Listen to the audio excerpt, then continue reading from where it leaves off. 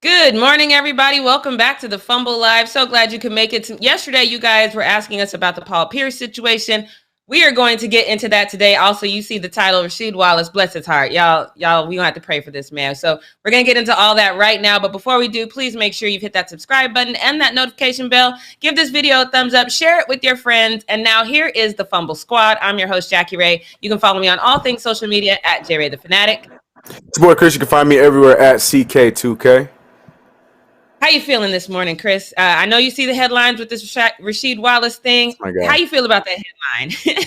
I'm excited to talk about it. Yeah, and also I'm tired as hell. I did not sleep last night, so I feel loopy. But I'm ready. But that's good for the show. That's good energy for the show. But I'm tired. Yeah, and we've got the same energy. I went to Eric Bellinger's record release party last night. Yo, okay. Yeah. Them days of getting home at 1 o'clock in the morning and getting right back up at 5. No, them days is over. Can't do that no more. Right. I can't do that no more. Right. Mm-hmm. But let's jump right into this need to know news because you guys, like I said, you saw this headline. So Rasheed Wallace. Now, this one I'm a little irritated by for a lot of reasons, not the reasons you guys probably think, but I'm gonna let you know why at the end. But I think he's confused with what era means. I don't think he understands that word. I think Google would be his friend in this case, especially at least when talking about LeBron. But he was on the $1 Million Worth of Game podcast, and he said some things that basically irritated fans because they were like, no, he's tripping.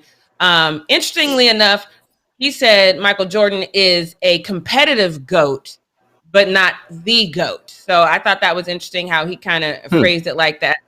His top 5, I wasn't mad at because he said if he was building a team, he's biased. He would build it big friendly because he's a big, so he likes bigs.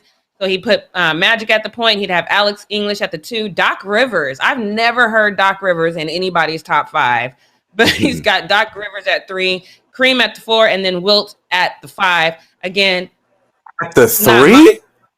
Sorry, yeah, that's Rasheed. Oh, I didn't know about that. Oh, that's weird. Okay, sorry. Did you see? Yeah, it's about an hour and something long interview. So if you're skipping through it, you might miss it. But that's at the very beginning of the interview. And that's the order. I put it down the way he said it. Mm-hmm. So I'm not just going down the list. He specifically said Doc Rivers at the 3, and everybody. Well, the 2 guys in the room went, "What? Who? What?" So everybody was a little taken back by that. So that kind of set the tone for everything else because then he went on to talk about LeBron James and KD. So he asked if LeBron James was soft or a beast. And he said, and this is a quote, he says he probably would have done good with his physical stature with him being bigger than the majority of the rest of the players. So he probably would have held his own. But I don't think he would be as successful as he is now. It's a whole different era back then. Sir. Yeah. Back when? You just retired in what, 2000? I'm saying. Like, okay. But he said, I couldn't necessarily say that he would have been a beast, but I think he would have held his own. And he was asked the same question about Kevin Durant, and he pretty much said the same thing. He says, in that era, no, I don't think he would have had too much success. Now he's a monster. You have to look at it this way. Back then, there were a lot of post-ups. Back then, the game was inside out, not outside in. I do agree with that statement. I do think the game was inside out then, but I think that's why Kevin Durant would have done so well back then because he would have changed the game. So just like the league was an inside out league when Steph started doing what he was doing and the league adapted to Steph. Steph didn't have to adapt to the league. So I don't think he really has this. I don't think he has this right, but which it makes me so mad because I love Rasheed so much, and I just really said this because you just knew that people were going to come for him. So let's get to it. Let's get to the dragging. This first one basically was what a lot of people said. So when Rasheed Wallace was in his prime years at 28, LeBron was barely 22 and leading the Cavs to an NBA Finals. That was my thing. It was like, sir, LeBron came in the league in 2003. You were in the league, sir. What is this era? You've made an error in saying era because you got this wrong. Let's go into some more. I got a whole bunch more. This one said LeBron and Rasheed Wallace era. 48 points in game 5, against your boy. Let's go into this next one. Because my last one on this one is my absolute favorite. Now, I appreciate. Now, this is Basketball Stack Sports. So obviously, they had these stats at the ready. LeBron James in Rasheed Wallace era. 24,952 points, playoffs included, 4 MVPs, 2 NBA championships, 2 finals MVPs, 2 Defensive Player of the Year finalists, 9 All-Star appearances, 9 times All-NBA. Rasheed Wallace, smaller paragraph, same time span, 8,520 points, 1 NBA title, 2 All-Star appearances. Like, sir, this is the same time frame. Look how much longer his paragraph is, Let's go to this next one. This is my favorite, and I'm actually going to show you this because this is the first thing that popped into my head. I was like, wait, I remember a time. Says nobody. And then Rasheed Wallace. I'm going to show y'all this. James passing on the open shot. And taking to the rim. Who is that? Who is that? And he just...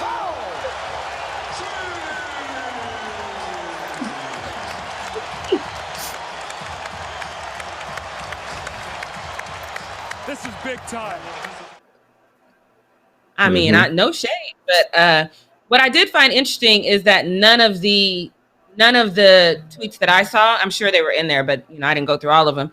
But none of them really addressed Kevin Durant, and I think the main reason for that is because LeBron and Rasheed actually played against each other a few times, so that is easily to say, bro, what are you talking about?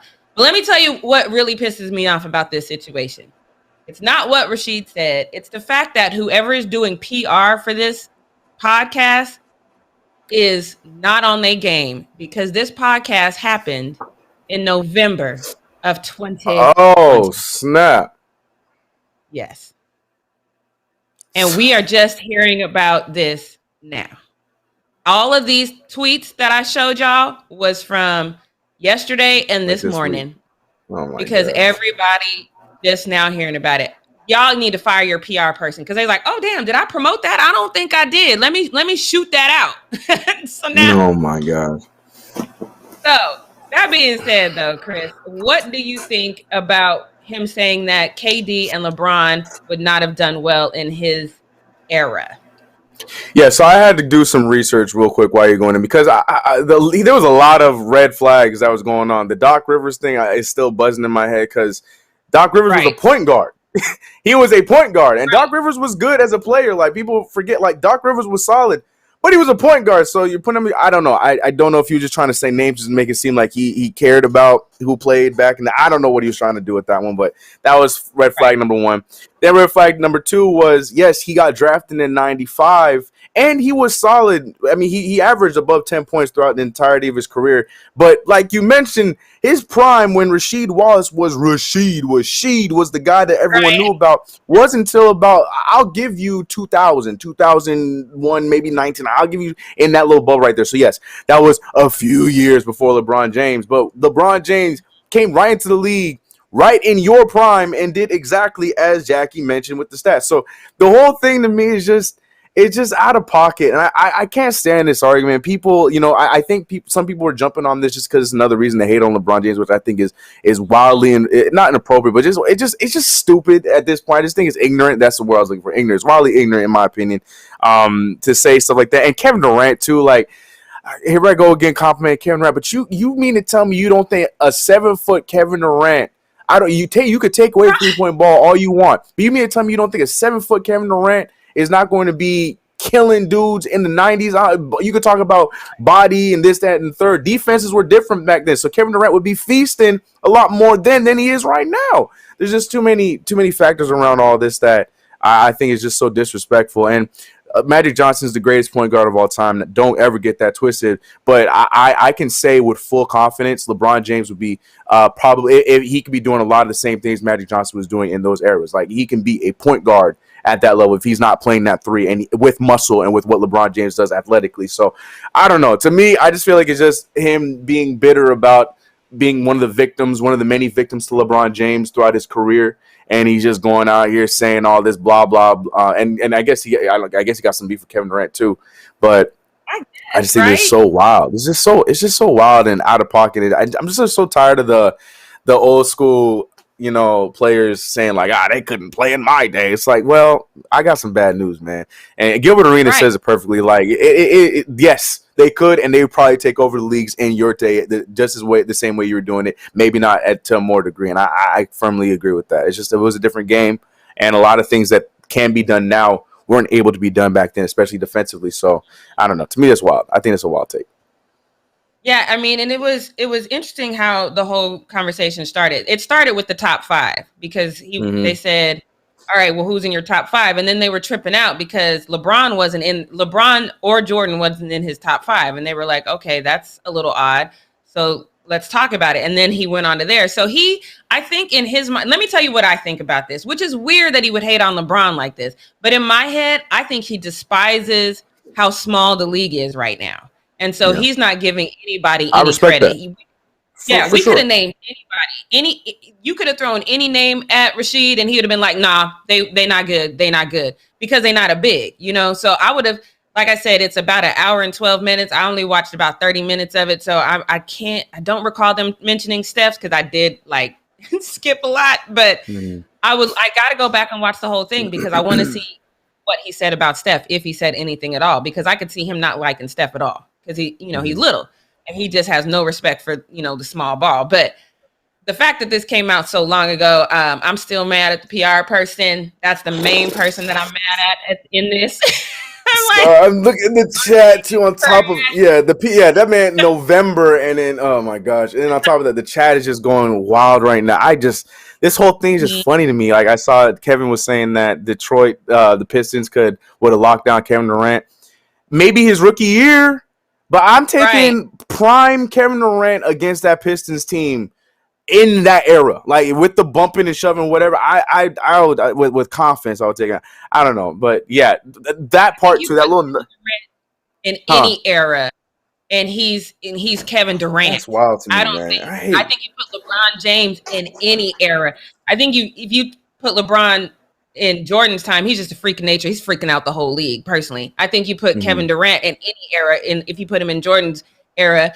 Now, we're still talking about Kevin Durant and LeBron James. Yes, we'll be talking about Michael Jordan as well, but these names are still going to be prominent names like they are today. I don't understand why people, and I do think one of the tweets that I saw was, okay, this is just what happens to old heads when they get to a certain point and they see guys in the league doing things they couldn't do, then they just get mad and say, oh, they couldn't survive in their era. I think it's just the old head mentality, which is weird because I would rather you be old head and appreciate this new young talent that's keeping the game alive and doing things, So it's a little weird to me that this is the stance that he's taking. Rasheed, I love you, baby. Maybe this is why this didn't go out early. Maybe the PR person was like, I am not promoting this. They're going to cover my book. Because they go cover, But shout out to Rasheed, regardless of if I disagree with your point, and I think that is wildly wrong. Rasheed Wallace is still one of my favorite bigs, one of my favorite players to come through the Knicks, even though it's for a short time. But you re-energize what he did for the team, and seeing what he did with the Pistons. Like I just disagree with your point. That's all I'm saying. I still love Rasheed Wallace, though. I ain't gonna change my opinion. You're right. The chat is going crazy. Nate says that LeBron. They're saying a lot of wild things. Yeah. Like y'all, I don't know if y'all. Yeah. I'm just gonna let it go because I feel like you don't. No, so I'm just gonna let it go. Go on to this next one because you guys were talking about this in the chat yesterday. I gotta admit, I saw a headline about what Paul Pierce said, but it's Paul Pierce, so I just assumed maybe he was with some more strippers or something. I didn't read the headline, so now I got a chance to read it, take a look at it, and I gotta say I got in this huge argument at the Eric Bellinger record release party about this very topic. People at the party were saying, "Oh, he's dry snitching," and I co-signed on it. And I was like, "I would too. I would have said this exact thing too." So for those of you who don't, remember, earlier this year, Paul Pierce literally got fired on his day off because he was enjoying himself on his day off, and he was smoking some weed. He had some strippers in the background that they was throwing chips at. It was just this whole thing, and then ESPN let him go. I thought the whole thing was bogus, but he ended up doing interview with with Sports Illustrated, and Paul had alluded to something like this anyway. He said he was pretty much done with ESPN anyway, and the Sports Illustrated article basically echoed that, said that he had zero regrets about the situation, and that he didn't like the fact that he had to travel all the time. He didn't like the fact that he had to talk about LeBron James all the time. He just didn't like that at all. So apparently at some point his agent told him, maybe you should apologize for that moment in time, and because you don't want the media to feel some type of way, and then that affects your Hall of Fame status. You should apologize so you can make sure you get those votes when it's time to vote for the Hall of Fame. And then this is what he said.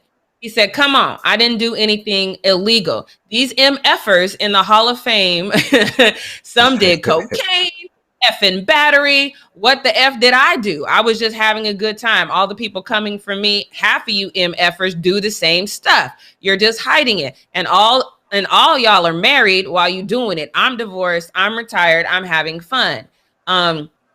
And then they were like, yeah, but what about the Hall of Fame? He said, listen, if I didn't make it with this class, it would be the biggest stiff job in Hall of Fame history. I've seen bigger stiff jobs, but I get what he's saying. I don't know if this should be the reason why you're not in the Hall of Fame. So the conversation I had last night was basically like, oh, he shouldn't have said that because he was basically dry snitching on people and saying, people did X, Y, and Z. My argument is this. First of all, Michael Jordan told on everybody in The Last Dance. If you watch The Last Dance, he told on everybody. So we knew what people were doing then, and I just wouldn't be surprised if they were doing it now. But I'm going to tell you this. If you're trying to tell me I'm not going to get into the Hall of Fame because of one moment in time, oh, yeah, I'm telling on everybody. Everybody going to feel this Hall of Fame stiff. That's just me. Chris, what do you feel about this? So Kevin literally took the words out of my mouth. I just saw it in the chat right when I was about to respond. I was never crazy about Paul Pierce, and I'm at basketball and commentating. I never was a fan of him. I did not like his takes. I didn't think he really cared enough about the job. I just don't think that's who he was. But I'm not going to fault him for that because ESPN still hired him, and Paul Pierce is going to get it back. So in that same breath, like you said, for him to be fired the way he was fired when there was other situations with other people who got fired for way worse, I should say, compared to what his situation was, I'm on Paul Pierce's side here. Now, on top of all that, with this whole Hall of Fame conversation, I disagree. I don't think that this would have actually. That's not true. Not knowing the media, knowing ESPN, it might have affected them. It might have taken a bigger toll than it should have, just because of like the politics, the sports politics and stuff like that. So because he did the network dirty and this, that, and the third, and he didn't agree with them. A lot of the people who have the votes within the network would. So yeah, I just talked myself out of my answer. I was gonna say I don't think it would affect them, but now I'm thinking about there's too many people that are connected to ESPN that for their job, for the sake of their bag, for the sake, like we're talking about, you save your damn bag and make sure that you're making your money and don't do anything to affect that. A lot of them might make some decisions that would affect Paul Pierce. So I take back what I was going to say. I do agree with him. Now that I'm thinking about it a second time, I think he has a point. Or Paul Pierce. Paul Pierce, and his point in that he thinks that that would have affected him, and it would have been like you said. I'm sure there was worse situations, but it would have been pretty big, and it would have been a conversation for a long time. He still would have made a Hall of Fame, but it definitely would have been him with a different group of guys that wouldn't have made sense with. So I just completely talked myself out of my original conversation. Yeah, I agree with Paul Pierce. I hate saying that, but I think I'm with Paul Pierce, not with the agent though. I don't know if it would be the biggest snub of all Wouldn't time. Be the biggest, right. Not at all. But I mean, when it happened, I thought it was stupid. It was a dumb reason. It was his day off. He was doing something like he said. He wasn't doing anything illegal. Nobody was in harm's way. This just wasn't a reason to fire him. So if this was the reason that would keep him out of the Hall of Fame, then I agree with him. That would be the stupidest thing in the world. And it just shows how petty those who vote for the Hall of Fame are. I mean, it all connected. I was like, yeah, right. It shouldn't. So, yeah, so I agree with Paul Pierce as well. I thought he was a terrible commentator as well, but he was my kind of terrible because he gave me something to laugh at. His takes were just so ridiculous that I found them funny. I personally enjoyed him, but he was terrible. Let's just be honest. See, and that's why I enjoy Perkins, because at least with his terrible takes, there's some sense to him, even though they're like, Perk, I don't know about that. But you're like, but maybe kind of thing. So that's why Perk, it fits that avenue perfect. Because I agree with you. I like those crazy ex-players that just come out here saying, like, and you just like, what is he talking about? But Perkins, he hits that ground like, you can't. You know what? Maybe though, it's crazy, but you might be right. So that's why Perkins to me is filling that spot perfectly well compared to Paul Pierce. But yeah, Paul Pierce to me was just too outlandish for me. I couldn't deal with it, and the LeBron hate too was too biased. I didn't like it. Yeah. Well, that's all I got for the need to know news. I feel like we're both dragging today, but let's drag our way into the post. Wake up.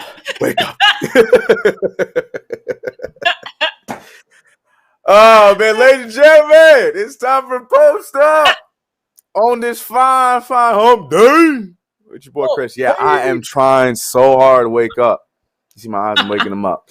Yeah, and in the chat too, I just couldn't believe what I was reading with that Rasheed Wallace stuff. I don't know, man. It was a crazy start. But we're going to get into Post Up. We have a lot of fun things to talk about today. Cannot wait, as always, to see and hear the reactions from Jackie Ray and the chat.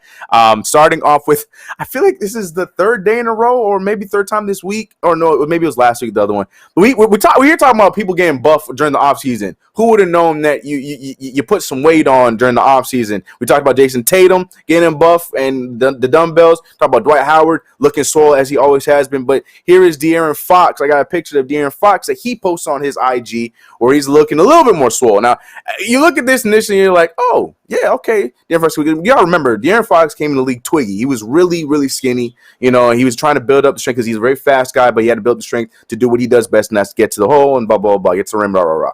But compared to the other people we were talking about in Jason Tatum, Dwight Howard, we joked, be careful, you're going to get the Alex Caruso treatment. Well, those guys avoided it. De'Aaron Fox not so much, because apparently he got contacted by the league, and this is the message right here that got sent out. I'm gonna read it for you guys right now, and this was in to De'Aaron Fox. It says, "This is blank, a doping control officer for the NBA.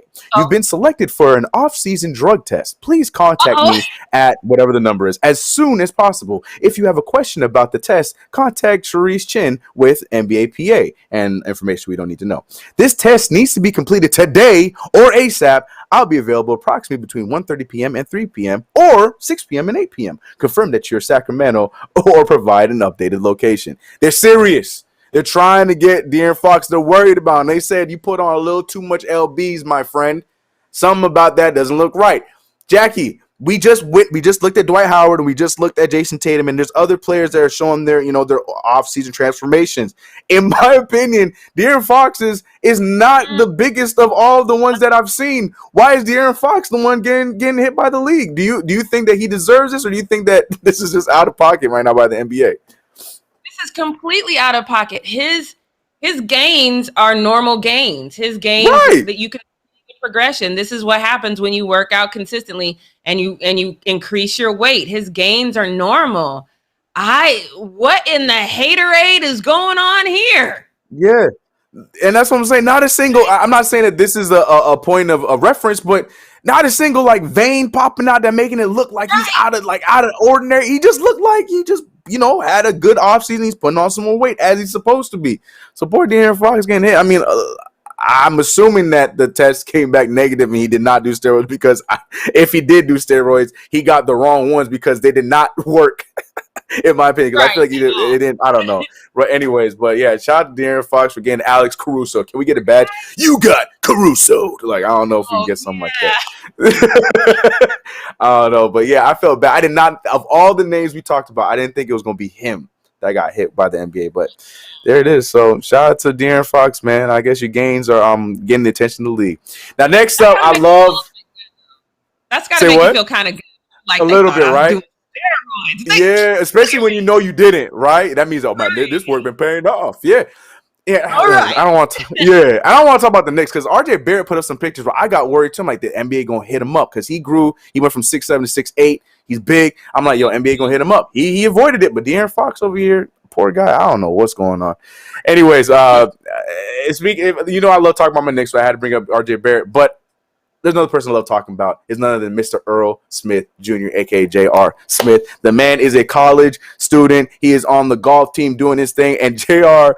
has been acting like any teenager that is in school, and that is making sure that the whole world knows how his days have been going. And I have a full timeline of the stress that Mr. Earl Smith Jr., aka JR, has been going through. And I thought it was pretty funny. So it started way back at the end of August when he tweeted this out saying, so disappointed in myself in my first week, man. You can see he's upset. And John Morant giving him some love, trying to pep him up, responding to this tweet saying, hey, man, keep pushing. Like they're trying to push J.R. Smith, knowing that it's going to be okay. And remember, this was towards the end of August, so things got better for J.R. Okay, after that disappointing first week, he made sure that he went and got himself a tutor. He had a 5-hour tutoring session today. Mind gone boom, meaning he's mind blown because of all the stuff he's learning, all the knowledge he had to put in his head. But was it worth it? You're damn right it was worth it. J.R. Smith shouting out that same tutor, Mrs. Burke. He got a 71 out of 75 points. He said, I got 71 out of 75 points on my African American history course quiz. When I see Ms. Burke next tutoring session, I got you. So shout out to Ms. Burke, because that tutoring session that blew his mind, it worked because he got 71 out of 75. Okay, J.R., we see you.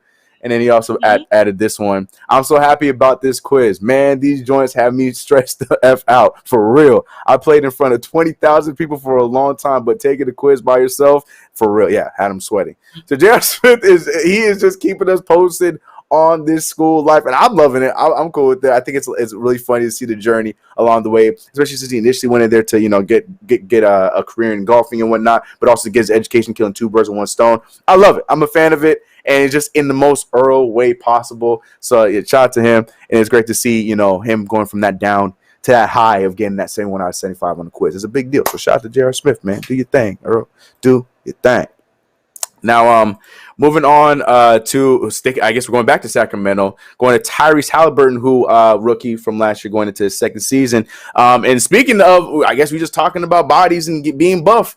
Him and JJ Redick he was on JJ Redick's podcast, and they were talking about being insecure of their body frame, and because Tyrese Haliburton came in the league as a wiry kind of guy. JJ Redick isn't known to be one of the buffer cats in the league, but he got built throughout his career. He has more muscle on him, blah blah blah. So he had a question of his body frame and playing anybody in the league that made him feel like he needed to put some more strength on, and he told this story about Kawhi Leonard. I thought it was pretty funny. So here's the video. You got to let people know you're working out, or in my case, you got to let people know you're not working out. Right. I think to answer her question, I wouldn't say insecurity necessarily, but coming into NBA as a guy known with like a smaller frame, like getting up close to these dudes and being like, damn, yeah, he's strong. You know what I'm saying? Like, I think that's the most underestimated thing is the size of the league. And but I wouldn't call it insecurity. To me, that's just like, oh, okay, like I need to lift more, but I don't think it's necessarily like me feeling insecure about myself.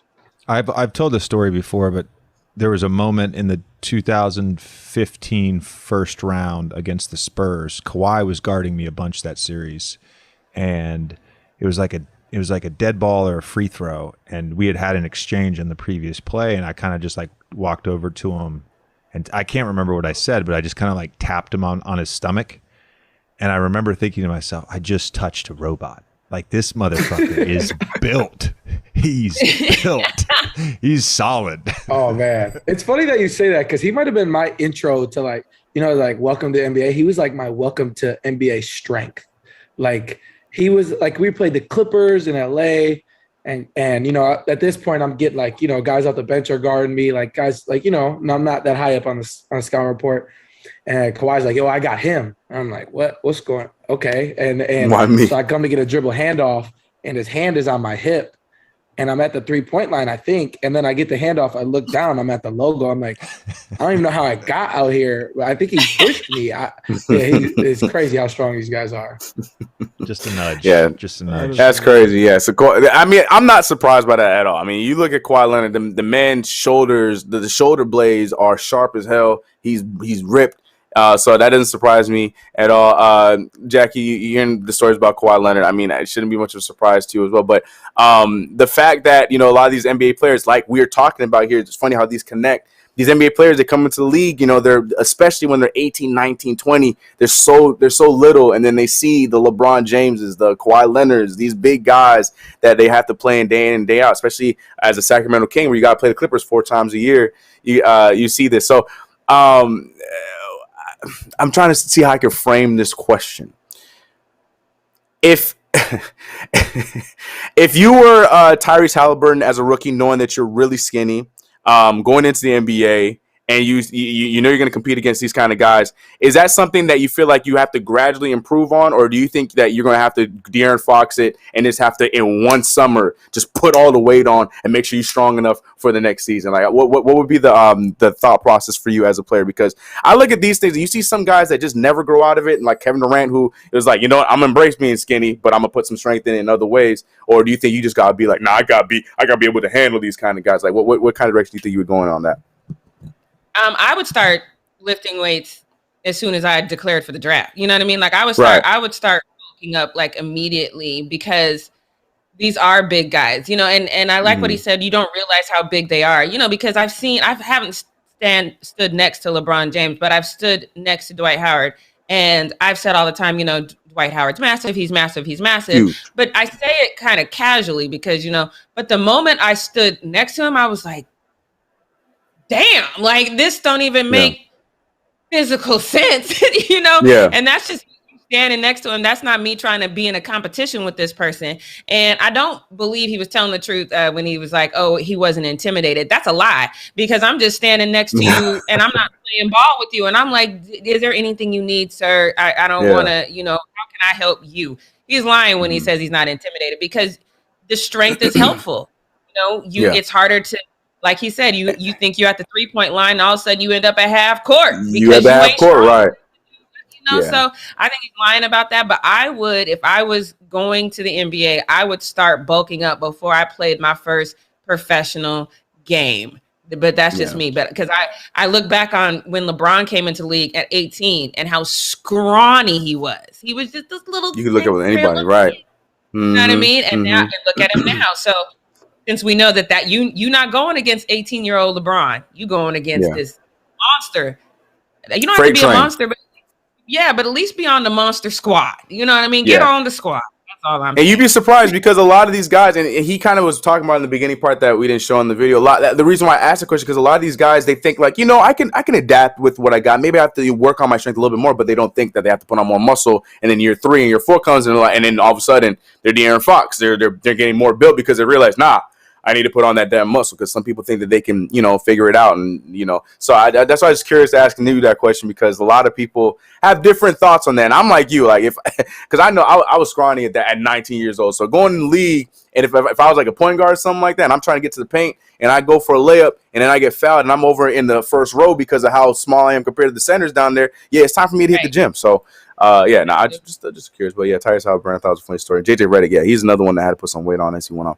Anyway, sorry. I thought that was funny. And something else that I'm pretty sure we're all going to think is funny. We're all going to shake our heads for this one. This one right here, we're all just going to, in unison, just literally SMH, y'all. It's going to be a SMDH. It's going to be like a SMGDH. It's going to be we're going to be shaking our damn heads when I show you what I'm about to show you. So PJ Washington, ladies and gentlemen, all the strife, the drama, the sadness, the sympathy, the not so much sympathy, because me and Jackie were like, yeah, you should have known what you was getting yourself into. But some people giving him sympathy.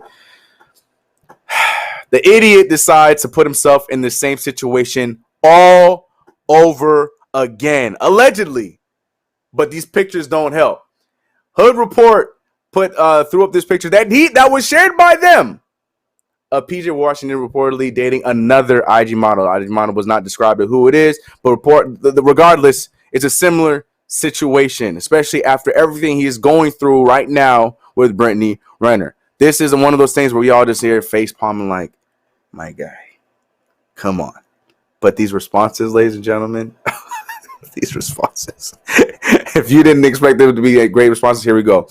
Corey Richardson is saying the amount of sympathy I had for PJ Washington just left. If he truly is dating another IG model, no sympathy for a simp. Facts. And that's how I feel. But it gets better than this. Watch the next one. And he's saying, so you just gonna do it again, huh, PJ Washington? for the Lawrence Fishburne meme and the Four Loko. I thought this was great. Whoever edited this meme together, beautiful. Random, but beautiful. But yeah, I'm with Henny on that one. You're just going to do it all over again. PJ Washington getting the new girl. It's the same damn shirt. Jackie Ray, I know you. I heard the silence, and the silence. And there's the mug. I know you feel a type of way. Now again, allegedly, I don't know how credible Hood Report is, but the picture right there is what the picture is. If this is true, PJ Washington, how you feeling? He shouldn't even have IG model friends. I don't care if these women are just friends. You need to be at home, sir, evaluating your life. Or if you just want to throw away money, I have a whole production company that you can invest in, sir. J Ray Productions is here for you. Give me the money. At least I'm going to give you a percentage back. Your money just going to be gone with these IG models, and you in a store. That's the part that pissed me off. You are in was that a store or a closet? Either way. Look like a closet. Either way, you in the closet probably because he'd be like, babe, I just got you this. Let's take a picture of this stuff I just bought for you. Okay. Okay. Yeah, I don't know. I have no words for this guy. And the thing is, I like PJ Washington as a basketball player, but this other stuff worries me because he's already been up and down. I mean, since LaMelo came to the team, I'm not saying it's all LaMelo, but since that he's been on the team, you can see his game pick back up. So I was excited for him as a basketball player. But with all this stuff, this nonsense behind the scenes, who knows how that's going to help affect him on the basketball court. Are his parents with us? That's what I'm saying. He has parents. He's a junior. He's junior. So he has his parents that are around him. I'm saying vets. But I mean, I know the Hornets are very young, and we know MJ ain't gonna stick his hand out to make sure that the kid's okay, unless he's their best player. But somebody got to come in and say something. I mean, I know his veterans are Gordon Hayward and Terry Rozier, but still, somebody got to be in there and be like, "Yo, what are you doing, kid? What we do? Stick with me. Stick with me." I don't know, man. Yeah, parents. The vets, somebody else. Like, even if I'm not on your team, I'm still, as a veteran of another team, I'll try to get his number. I'll be at LaMelo. Yo, give me your boy PJ's number. I got to talk to him. Like, somebody got to reach out and help this kid because he's just going to get himself in a very, very sad situation. But, all right, PJ, do you, my guy. Do you. But don't. Please don't. All right, well, I got an open challenge, and this is for everybody. This ain't just for you, Jackie Ray, or myself. This is for the chat as well because Stephen A. Smith is issuing a challenge to the people. We talked about who was going to be on the show on Mondays and Fridays, and we were still curious to find out who's going to be in the sandwich meats and the lettuce and the tomatoes of the sandwich of the Monday through Friday first take schedule. And we found out that Stephen A. Smith is bringing on whoever, whenever, and however the situation, meaning coach. I'll let him explain it. Stephen A. Smith, who you on the show, man? In the world of sports and entertainment, on many, many occasions, there have been many people that have said they wanted a piece of me to sit across from that chair. And the chair is open. Not just the folks in sports, meaning the athletes, the coaches, etc. Not just the world of entertainment who think they might know something about the sports, but I might even entertain bringing a couple of fans up in here. It depends on who they are. I don't run from anybody. So I just want to let you know. I just want to let the world know. That's what this show is moving forward. I volunteer. All right. You volunteered. You want in there?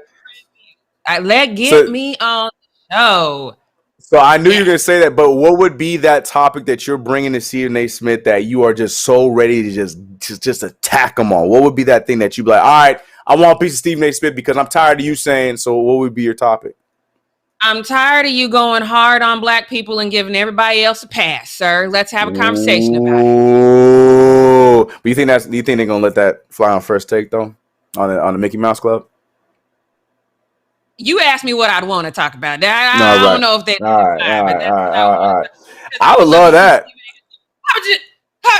Are you trying to tell me? Yes, sir. Yeah. And he's gonna name every credential he has to, up his argument and this. Did I not co-sign for so and so? Yeah, right after you said that he needed to do this, that, and the third. But when this white dude was over here doing the same thing, you said, "Oh, he's a man's man." I got receipts.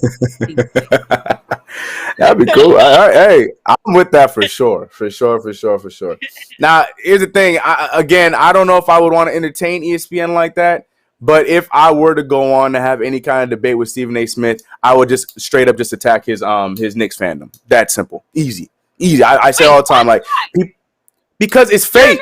His fandom is fake. Because here's the problem. But here's the reason why I have a beef with his fandom. Okay, the people, casuals, whenever anything goes wrong with the Knicks, they look at Stephen A. Smith. And they think whatever Stephen A. Smith feels is how us Knicks fans feel. So, like the clip of Julius Randle being signed or Julius Randle doing this, and he was upset about it. They're like, it's a meme because Stephen A's mad, so you Knicks fans must be mad. But the sensible Knicks fans were cool with a lot of things that was going on. Hence how last season went. So I'm attacking his actual fandom. He's gonna be like, I'm from here. I grew up in New York. I'm not worried. That's fine. You can be as loud as you want, but I'm ready for the actual fan. I'm like, where were you in 2000 and okay, after we were good, 2015? What were you talking about in 2015? No, you were not there because you were there laughing at us like everyone else. That's why I go after Stephen A. Smith, his actual fandom. Because the thing is, because he's Stephen A. Smith, people are looking at him and they think that what he feels is how we feel. And I'm tired of it. You don't speak for us. Well, I got to say, I fall into that category. I'd be like, well, Stephen A. said, so you're right. Okay, that's fair. That's my beef with him. Because every time I be like, yo, Stephen A. said this, that you must be sad too. No, I'm not. He's an idiot. Anyways, that's my beef. That's why I would go after Stephen A. Smith on his fandom. It's his fandom. I'm not in the facade. Anyways, but yeah, Stephen A. Smith. That's a cool challenge. The chat. I mean, if you guys want to go in there, let me know what you would debate with Stephen A. Smith on. All right. I also have another job for the chat as well. I think Jackie might pass on this. I'm definitely going to pass. Not definitely. I might pass on this job. But I have a job for you guys in the chat, and that is being Derrick Henry's stiff arm boy. That's right. Derrick Henry's done with the machines and the dummies. He needs real people. And I don't mean just anybody. These are his teammates. Look, they probably practice squad players regardless, but he is out here handing out free concussions, free sore necks. He's out here giving these guys stingers because he's tired of using the dummies. Look at that. Bop, neck, crack. And that's what Derrick Henry just handing them out because, Derrick Henry, a whole tank. And he just, he wants the real thing. I don't know what scenario he's going to see this on. I mean, I know there's a lot of times where they tackle and go after his legs. I don't know. But, chat, if you guys are interested in this job, it's all yours. But some of the responses to this I found very hilarious. Like this one right here. For $9,200 per week, sign me up. I've done much worse for much less money. Jeremy, I would love to hear what else you did for a lot less money. But I could, if that's how much is being paid per week, I might have to consider it. Anyways, Justice saying, congrats, you've made the Titans practice squad. Great.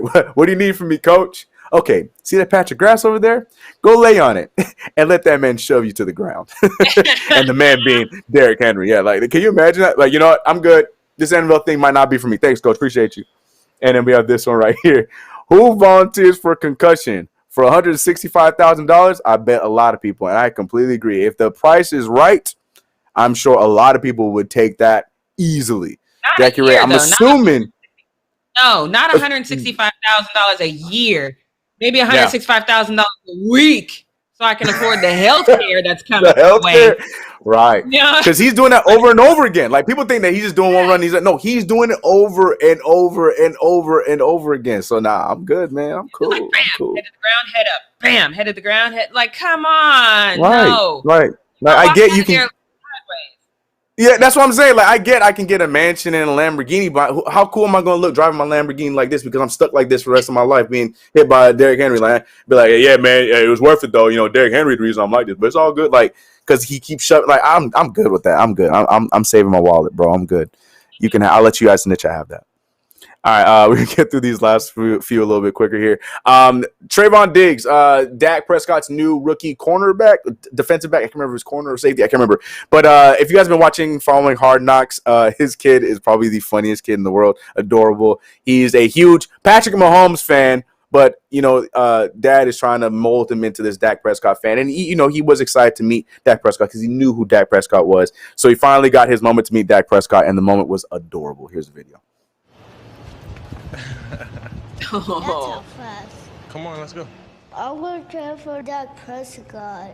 He's my favorite quarterback in my whole entire world. Wow. Yes. Did I say that right? What you gonna say to him? Look over there. What's up? Hi. What's up, big man? No. Hi. How you doing? What's your name? Aiden. Aiden? So, you're Patrick Mahomes? You got Patrick Mahomes too? What jersey is this? I mean, I'm not Patrick Mahomes, or you Dak Prescott. So good to see you. So good to see you. You can't keep getting me and Patrick confused. Yeah, you got I don't have the hair. He's got the hair. So He's got the hair like you. Dak Prescott. Yeah. It's good to see you.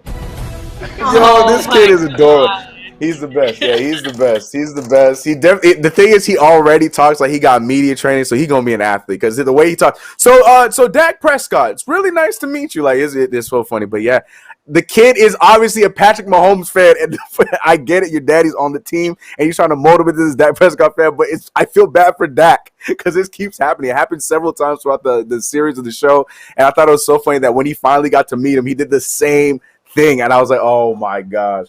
But Jackie, did you watch this season?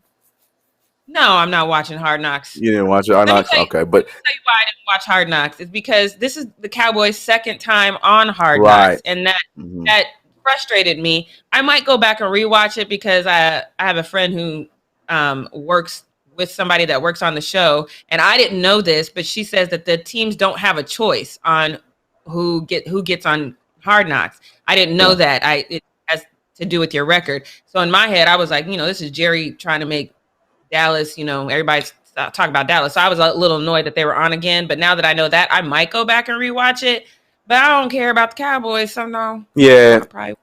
It was okay, but Aiden, he has like 3 moments in it. It's not a lot, but his moments were the best part because he was just adorable. He's funny, and every time they kept trying to get him to talk about Dak, but he kept bringing up Patrick Mahomes. It was the funniest thing. And then he finally meets him, and he does it right in front of his face. I was like, oh my god, this is the greatest thing ever. But yeah, it was. You didn't miss much though. So you save your watching on something that you actually like. You ain't miss much. Right. You ain't miss too much. This next one. So we talked about it briefly. With the whole Naomi Osaka tantrum moment because of her loss, but we didn't talk enough about who it was that had beat her, and that was somebody who is going to be possibly the same way that we're talking about Naomi Osaka right now, because her moment that she had against Serena Williams, this lady we're going to talk about, LEYLAH Fernandez, she is probably going to be next up because let me tell you, she is young and she's already dominating the U.S. Open, and it's just the beginning for her, and she's dominating in many ways. So you can see right here, I have a better picture. You can see who she is. But later, she is the youngest woman to reach the semifinals at the U.S. Open since the 18-year-old Maria Sharapova. Oh, I actually killed out my first time. Let's go. Look, Maria Sharapova. I cannot say that. In 2005, she's also the youngest to defeat 2 WTA top 5 players at any major since 17-year-old Serena Williams in 1999. So she's no scrub. She's no scrub. Like that's the thing. When I tell you about Naomi being upset, I'm telling you she was upset with herself because she knew that she needed to be on her A game to play against her. If you've been watching, like I said, I'm late in the game. I have not been watching you, so I'm late. I have homies who are crazy about it, so they always be texting me like, "You check it out, you check it out." So I haven't seen it yet, but I've been seeing the highlights of her. She's crazy. She's good. 18 years old, and she's doing the damn thing. So I feel like this is almost very symbolic, and it's reminiscent to what happened with Naomi, because remember the Serena Williams situation, but Naomi was over there trying to shine, and the same thing happened even though it was not the same. Not saying that Serena was bad, but in the same way, they're trying to blow up something that to me wasn't that big of a deal, and it took away the shine from her. But yeah, this is crazy. She out here doing her damn thing. 18 years old, man. We were talking about these young dudes in the NBA, 18 years old playing against these vets and these greats. Crazy stuff, man. So shout out to her. Yeah, for real. I don't have nothing else to say. Yeah, I watched. I went back and rewatched that game because I wanted to see what Naomi was doing. But yeah, I was completely impressed, and she's so poised. So yeah, shout out to her. And I saw somebody in the chat, and I'm gonna agree with that. Let's go Canada. She's from Canada. Right. That's the other thing I forgot to mention. Yeah, Canada coming up, man. In sports in general, because we know about hockey. NBA got a lot of Canadians. Yeah, we're seeing U.S. Open. Canada coming up athletically, man. Shout out to Canada. All right, and last but not least, before we can get into what we not gonna do, I got some crazy art for you. I don't even need it. If we could just run the video. I don't know if there was music we can't play, but this is insane. This man is cracking glass, and watch what the final product is. I'm sure you can tell by the title what it is, but when you see it from this angle, you're like, my man, you ain't doing nothing, but he is. Because look at that. That's insane. So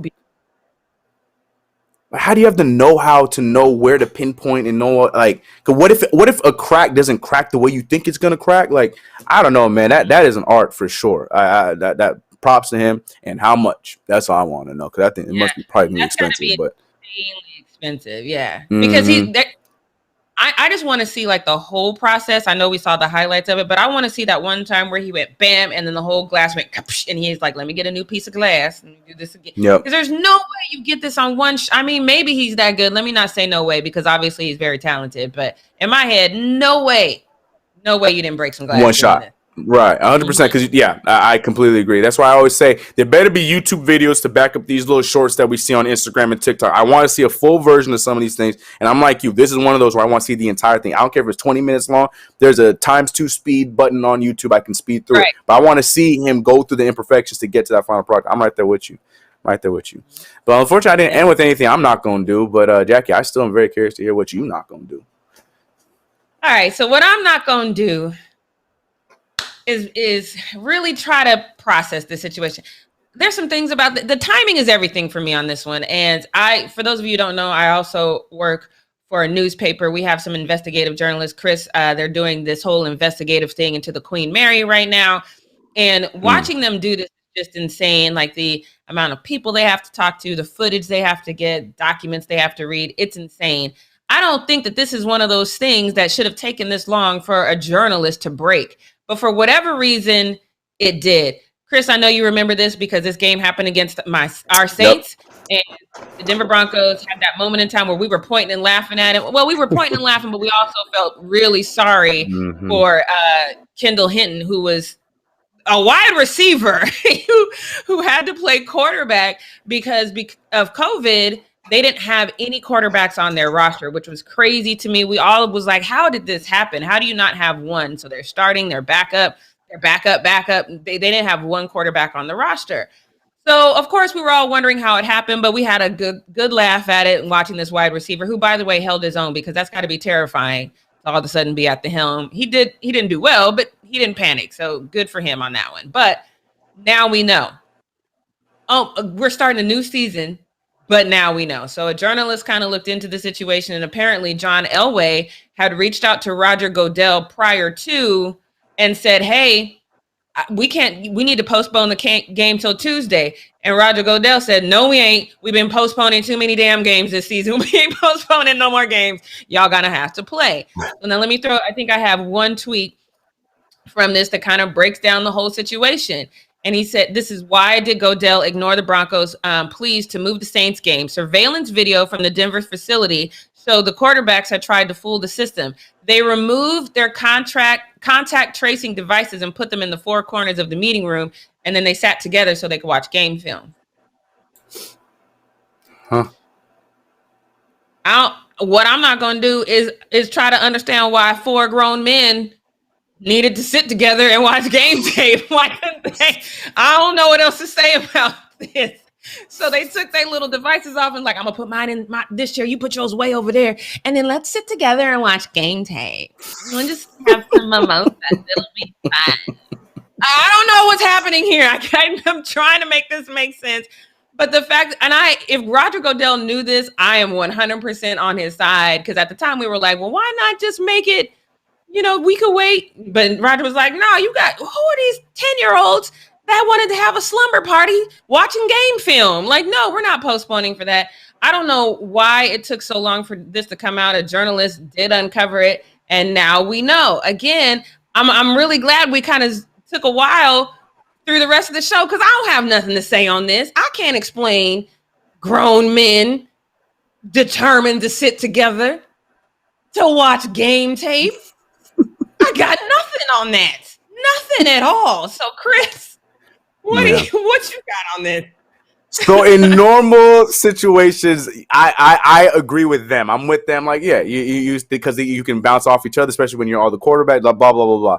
But in COVID, yes. Why could you all? You guys could have been on Zoom watching the same thing. There's ways that you could watch the same thing on your computers, especially during COVID. So for it to be that pressing, knowing the situation going on with your team right now, that's completely wild to me. I'm with you on that. That's just ignorance. And yeah, shout out to Hinton. I gotta give him another shout out again too. I got that poor guy.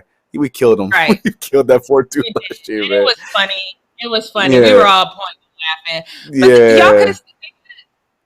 Their little contact tracing devices. Y'all could have been in the same room, just super far apart. Mhm. Y'all didn't have to sit next to each other like some schoolgirls about to watch, Thor. I had to say Thor because, or 300, because that's another movie that you want to sit next to the girls and be like, girl, watch this scene right here. That's not what you're doing. I don't understand what is happening. So what I'm not going to do is try to explain this. This one was silly. This is a stupid reason to put your team into that situation. They all better. What they need to do together is they need to pitch in and put some money together and give it to my boy Hinton, man, for taking those hits for them. Because like that's a stupid way to miss a game and get COVID. Like that's why. Stupid. But that's all we got for the show. Look at us ending on time on this hump day. You guys go out and enjoy the rest of the day. Make sure you come back tomorrow morning at 9 a.m. Pacific Standard Time. Bring a friend with you. Tell a friend to come back. Make sure you check out any videos that you missed on our channel, and we will see you tomorrow. Y'all be safe. Don't forget, COVID is still real. The pandemic is still here, even if you're over it. Be safe. Take care of yourselves. We'll see y'all in the morning. Bye, y'all.